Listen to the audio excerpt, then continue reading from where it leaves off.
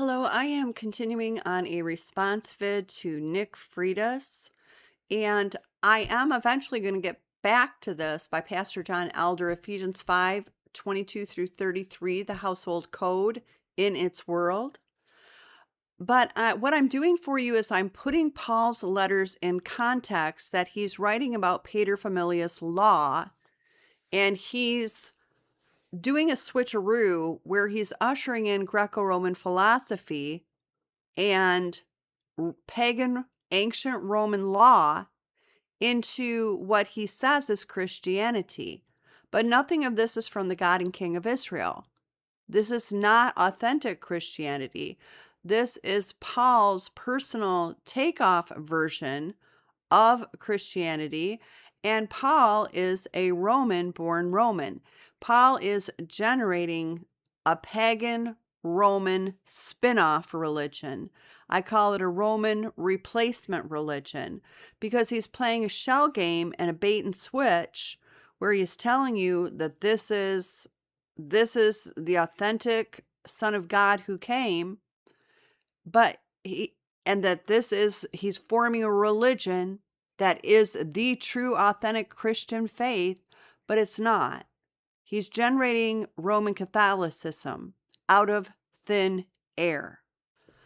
I've reviewed quite a bit about paterfamilias law, which is male headship law in pagan Rome, and that women were under guardianship, did not have human rights, were not regarded as persons, and they were excluded from civic duties such as voting or holding public office.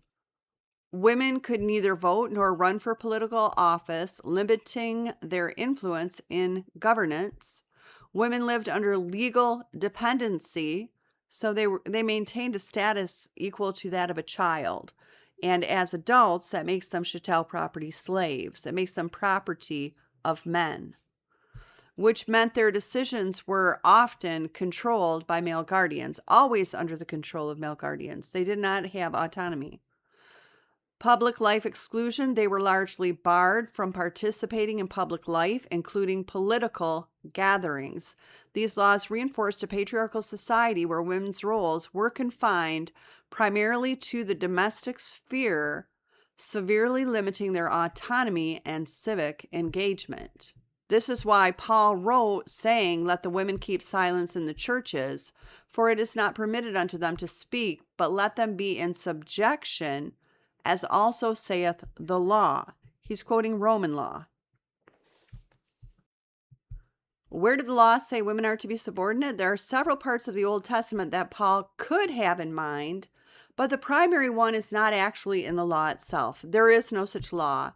You're going to see here that he can give no answer. So he tries to refer back to Genesis 3:16. There is no such Hebrew law. In ancient pagan Rome, within the familial hierarchy, women and children were always subject to the power of some adult male. So subjection was the law. When Paul speaks of women being in subjection, as also saith the law, he's speaking as a Roman. You're not going to find these same laws in Israel. And we do have the 666B system that is trying to project Pagan Roman patriarchy onto Christianity. Just adding these pagan writings to a Bible that's handed to us from pagan Rome doesn't give it any authority. It doesn't come from God.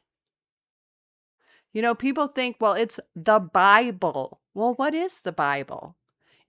If the letters in this book don't come from God, then you're just being foolish, attributing to them authority. You're giving the devil power over you by your consent because you've created this mystique about the Bible.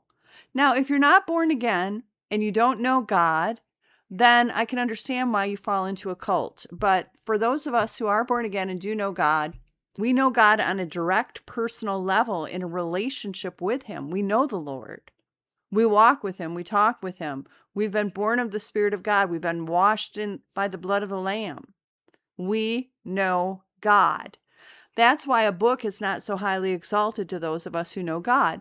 Now, that doesn't mean we haven't been dependent upon it. That doesn't mean we haven't been deceived into associating it with God. But we're free as true born-again Christians to look at Roman paganism and question the authenticity of books that are presently in the Bible. Now I want to show you something very powerful, and it is about to whom the books of Paul are written. Who did Paul write his books to? First, Paul introduces himself. So in Romans 1:1, Paul, a servant of Yeshua the Messiah, called to be an apostle, separated unto the gospel of God. So he's declaring to you what he says are his credentials. So he's declaring his credentials, and he's saying that this letter is addressed to all that be in Rome, beloved of God, called to be saints. Now, is he really speaking to everyone? Is he writing this letter to the women of the Church of Rome directly? I would say no, because women do not have a right in the Roman Empire to equal civic participation. They're not equal in the public sphere. Women are subject to men as households. So women are always in a position of subjection through pater familias laws. So he's not going to pretend that men and women are equal in Roman society. That's not the case. They don't have equal rights. They don't have equal status. They certainly don't have equal power. There's a patriarchal hierarchy, and they're always under men. And you can say, well, you can't say that about Paul. Are you kidding me? Paul said this. He said, I would have you to know that the head of every man is Christ, and the head of the woman is the man. So he's saying a woman is under a man. It's blatant. He's not going to write his letters to men and women equally, because this is not the way of Rome, and it's certainly not the way of Aristotelian philosophy, and it's definitely not Paul's mind. In Paul's mind, women are made subject to men and are under men under Roman law of paterfamilias. It's very plain. So when he writes to all that be in Rome, he's not in his mind. You can't project onto Paul what you think in the modern world. I'm not saying that anyone is wrong saying male and female are created equally in God's image. Absolutely. But that's not the mind of Paul. That's not the mind of Roman paganism. That's not the mind of Pagan Roman Patriarchy. Paul's mind is that women are under men and are to be subject to men in everything, as he says in Ephesians, which we're going to be going over. So he says to all that be in Rome, but in Romans 1:13, he's speaking to the brethren. Now I would not have you ignorant, brethren. So he's going to speak to the brethren as those having authority, because in the Roman pagan patriarchy, the men are the paterfamilias, they have the authority. He affirms this hierarchical structure in Ephesians 5 that we're going to go back to and review. So he is not going to speak to men and women the same. This letter, when it gets to talking about teaching, is going to be spoken to the brethren, and he's going to tell the women to ask their husbands at home if they have any questions, even about this letter. He says about women, and if they would learn anything, let them ask their own husbands at home, for it is shameful for a woman to speak in the church. He's speaking the pagan Roman hierarchy of patriarchy, male headship, paterfamilias law. The sphere of the woman is in the domestic realm. The husband is over the woman. So he's saying, you women, you talk to your husbands at home, you ask them questions. Don't speak in church. You have to be subject. So anyone who tries to rewrite this, you're not being intellectually honest. The Lord said we would know the truth and the truth would make us free. So don't try to rewrite Paul to make him fit into your fantasy of what Paul should be. You need to see Paul as he is, as he speaks for himself. He is speaking in full-on Greco-Roman, Pagan Roman Patriarchy of ancient Rome. He's rebuilding the revived Roman Empire. Paul is a Roman Catholic. You have to lie to deny what I'm showing you. I'm just showing you what he said, and I'm showing you that the flow chart is the Roman Patriarchy, which he repeats throughout all of his writings. He is speaking Roman law, pater familias law, throughout all of his writings.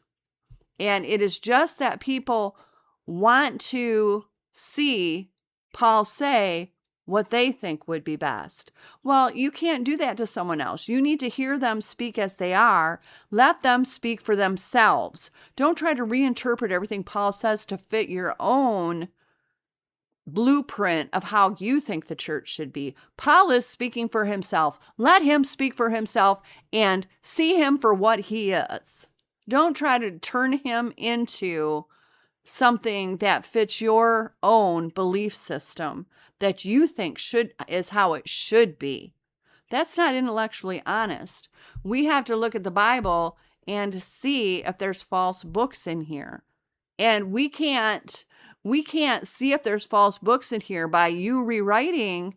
And I say this because I see people do it all the time. You rewriting in your own head what you think Paul should be speaking, so you don't listen to what he says, and you turn it all around, and you turn it into what you think how the church should be. And you want to turn him into your hero.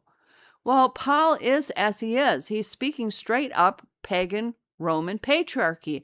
That is Paul.